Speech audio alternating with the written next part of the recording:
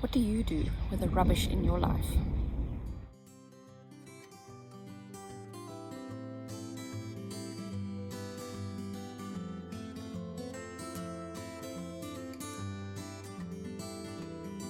When we first moved to Stateleville, which is in the Karoo in South Africa, one of the very hot and very dry regions, people told us that we cannot garden.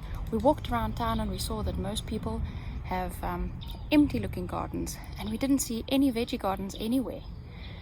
Well, people said the issue was the soil, and I can testify to the fact that the soil is terrible. But we found something that seemed to work really, really well.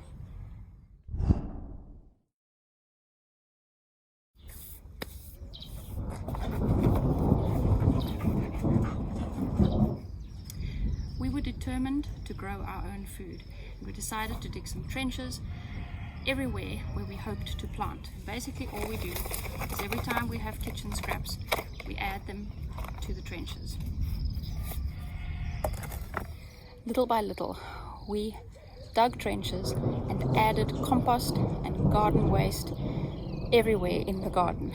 Every bed where it started off with only things like desert plants growing, we dug, added compost, added garden waste, and topped it up and filled it up with soil. We have been exceptionally pleased with the results, and I don't know how much you can see behind me, but things are growing taller than I am.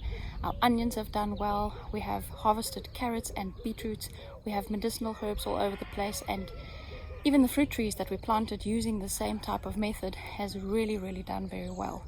We cannot complain. But there's a lesson that I have learned from this garden that I want to share with you today.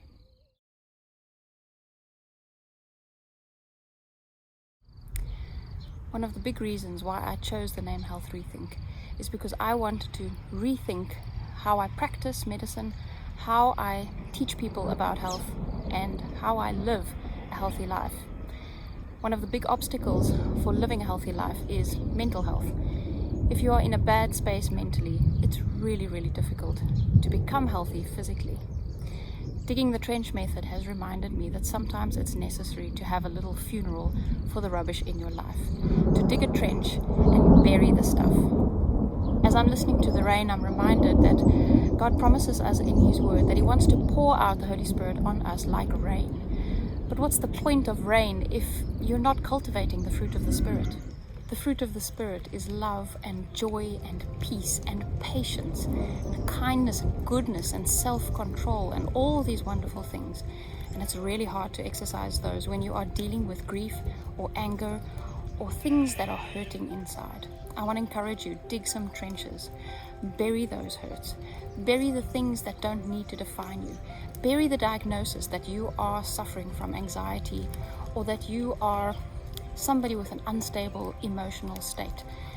Bury the idea that you cannot change. Bury the pain, cover it, and allow the Lord to pour out His Holy Spirit on you so that you can experience how He grows the fruit of the Holy Spirit in your life.